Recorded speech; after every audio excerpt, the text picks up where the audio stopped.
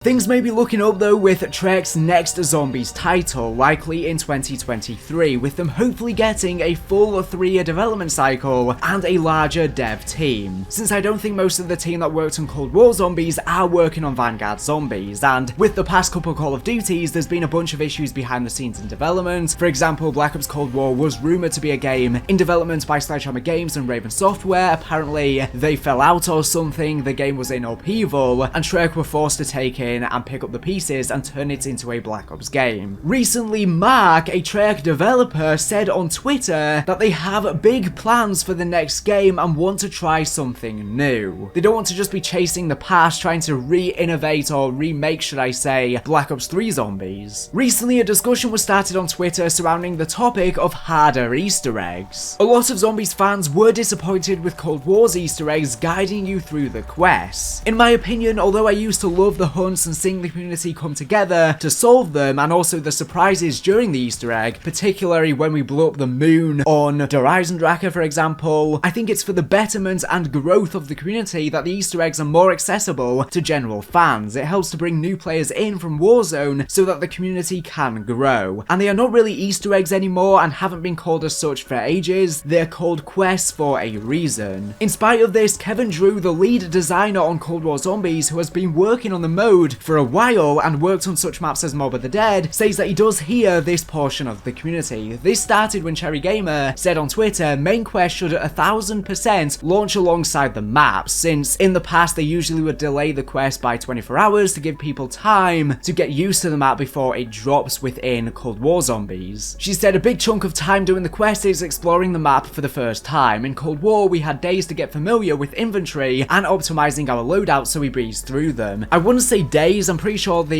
Easter eggs launched just 24 hours after the maps launched. Anyways, Kevin Drew replied saying, one of the reasons we did it in Cold War like this was to get time to find and fix stability issues with the map so they don't interfere with the quest discovery. Millions of players will find things even the best QA testers can't. It was largely successful, the quests were more stable. And yeah, I think a lot of people forget this, but particularly in Black Ops 3 Zombies, there were a lot of issues with stability. Both in the Gorod Krovi and Revelations boss fight, when you would enter it, a lot of people at launch would just instantly crash. It was a similar thing with Black Ops 4 Zombies, with a bunch of issues with the blue screens. He went on to say, the drawback is that players discovering the map time got separated from quest completion time. It would have added hours more to each one, but I'd rather have stability personally. So basically what he's saying is that because we got to play the maps a little bit in advance to getting the quests added, it gave people time to discover the map so they could complete the quests faster once it was actually added. And had the quest been there from the map releases, the quest would have taken longer to solve. And I agree, I think they should delay it by a little bit after release. 24 hours isn't that big of a time, period. Yes, we do get to play the map and explore everything before the quest drop, which does better prepare us for the quests themselves, but I think that marginally faster solve time, which is probably only around a couple hours anyway, since the quests kind of guide you through them in Cold War Zombies, is worth it for better stability, because I would hate for another quest to release and everyone just crashes when they try and enter the boss fight or on a certain step, like was happening in a lot of quests in the past. Scott James then replied to this saying, Kevin, any chance of increasing difficulty of the quest going forward? Maybe a system where there's an easy, shorter quest for players to unlock, something to further the narrative, and another hard one that acts like an end credit scene. Kevin said, anything is possible, we are very aware the community wants more challenge at high rounds and harder to discover elements like older games. We want to find a way to have that without removing everyone's ability to experience the story. So basically, they want the main quest to be accessible for everyone, but they are considering having something more for those players that do want harder Easter eggs. Now this may just come in the form of side Easter eggs, but this is something I just want to make very clear. If in Treyarch's next Call of Duty Zombies game they are planning to go all out with more difficult quests for side Easter eggs that can replace the harder main quests, I want the rewards to be worthwhile. I feel like a lot of the side Easter eggs we've been getting are just kind of pointless. You do it and the reward just doesn't justify the time it takes to do it. For example, Terra Maledicta was just added and there are a couple side quests on it, one of which requires you to dig up tome pages, and this takes quite a while to dig up because they don't really drop that often. It will literally take you ages, and then you can place the tome pages down onto a secret room. It'll open up and you can get a free death machine. The time it takes to get the free death machine is not worth the reward. It takes forever to get it, and the death machine just isn't worth it at all when they drop often as drops when you kill the special zombies on the map, or if you open up loot crates, or you can just spend that time you would to complete the quest to just build up the salvage to buy one from the crafting table itself. I really hope if they are going in the direction of more side quests that the rewards are worthwhile. Fair enough if there is a really long side quest, but the reward has to be worthwhile. We have to get something. I really think a direction they could go in the future is having permanent rewards for side Easter eggs, where you do the side Easter egg once and you get a reward for all games moving forward. It doesn't have to be anything too crazy, so we're not too overpowered, but permanent rewards would really incentivize people to do these side quests. Like I was saying, I think a lot of people don't bother doing a lot of the side quests we get nowadays because they just don't have worthwhile rewards like we would get in Black Ops 3 Zombies or even Black Ops 4 Zombies. The spider bait you would get on Zetsubo no Shima is one of my favorite side quests. I love that, and I would like to see more rewards like that. That's a worthwhile reward. The spider bait isn't that good itself, but it's a nice little thing to play around with, but it does basically give you a way to get out of dying, since you can just activate it whenever you're trapped in a corner and then you are invincible for a short period. A lot of people have been asking for Treyarch to have a casual and a hardcore Easter egg similar to the Final Reich and World War II Zombies, where maybe they could have a normal quest that everyone can access, but then they have a harder quest for those players that have been playing COD Zombies for a while now that want more of a challenge. I just don't think Treyarch really have the resources to do that, and also it would mean that they would have to hold storyline back in the hardcore Easter egg. I was wondering though, and I was just thinking about it, what if the main quest could be pretty easy that everyone can do, and that's part of the overarching storyline of all of the maps, but then they have another main quest that is for the hardcore players, but this main quest, the storyline is specific to the map. It's something you don't have to do to understand the overarching story, but it's just a storyline just for that map, if that makes any sense. So you have the overarching story which follows the characters from map to map to map, and those are the ones that could be a part of the normal quest, but then you could have individual map quests where it could just be a storyline about a particular set of characters or something going on the map. For example, you have the main quest that is part of the overarching story, so you could still have that, but then you could have another storyline driven quest that is more difficult to complete, but the storyline could just be about rescuing a trapped crew or something from the map, you know, something that's not integral to the overarching storyline. I don't know if I'm making any sense here. I don't think we're going to get a hardcore and a casual quest in the future. I do think Treyarch are just going to hopefully have more side quests in the next game. They still want the main quest to be more accessible for everyone though. I am really looking forward to the next Treyarch title though, even though Vanguard Zombies has been such a disappointment. Like I was saying, it's not really the main crew that are working on everything. They have a small dev team, so the next game's going to have a lot more to it. Codename Pizza tweeted out today saying, "Damn, I miss Call of Duty Zombies, feeling like it has passion put into it. Like you could physically feel the love, sweat and tears poured into the projects produced by Jason Blundell, Lee Ross and Cameron Dayton, and even Jimmy Zielinski." Kevin Drew replied to this saying, "But for real, we still love making zombies. I hope we can hit some of the things you think Cold War lacked in the next game." And yeah, I think this was a bit of miswording on Codename Pizza's part, because Treyarch are still passionate. They still love what they are producing. They're just not really given, I think, adequate time and resources that the mode deserves. And it's kind of holding back the potential of the mode. That's just my opinion anyways. They definitely cared a lot during Cold War Zombies. Just because there's certain things that people may not like doesn't mean they aren't passionate about it. Vanguard Zombies does feel very passionateless though, but I don't think it's because the developers are lacking passion. They just haven't really put much into the mode because they had to make it in a short period of time. It feels very lifeless because there's practically nothing to do in Vanguard Zombies and you're just doing the same repetitive objectives, so the gameplay loop is very boring. But yeah, Kevin said Treyarch are aiming to have things in the next game to bring back things that players liked in the past that people thought were lacking in Cold War Zombies, such as those harder quests. So I do wonder what Treyarch are working on. We will have to see. Maybe they do decide to have a harder quest and also a quest that's more accessible to everyone. I'm looking forward to the next game though and seeing what Eddie Richtofen is up to with Project Janus, seeing what happens to Samantha in the Dark Ether, and seeing what Dr. Peck is up to. It's left a perfect cliffhanger moving forward into the next game. According to Treyarch though, they are planning big things with this game, and I know we shouldn't really take words at face value, especially this early on. And after Vanguard Zombies' release, people are very skeptical about Treyarch's words, and I understand why they are, but the developers themselves don't ever want to lie or mislead the community. Sometimes with the marketing, it does kind of mislead us. For example, the Vanguard Zombies trailer and made it seem way better than it ended up being. I think this is once again more of a thing to do with Activision as opposed to them themselves, and they're not really given the freedom to speak openly and honestly. It's nice to see Kevin Drew interacting with the community though, and I've said this countless times in other videos. We haven't really had a figurehead like this in the community before that is very active, at least on Treyarch's part. We had Lee Ross in the past, for example, in Infinite Warfare. He was very interactive with the community, and I think this is what we need going forward. Anyways, that's everything I wanted to go over in this video. Let me know your thoughts and opinions in the comment section down below as always. Once again, people just need to be a bit more careful about how they approach Treyarch with criticism. Name calling or saying they're passionateless, that's just going to demotivate them when they clearly are passionate about the mode and clearly want it to succeed. Sometimes things don't always work out, sometimes there are constraints there that us the players don't ever see because we don't see the behind the scenes in development and what sort of pressures they are under and intense crunch.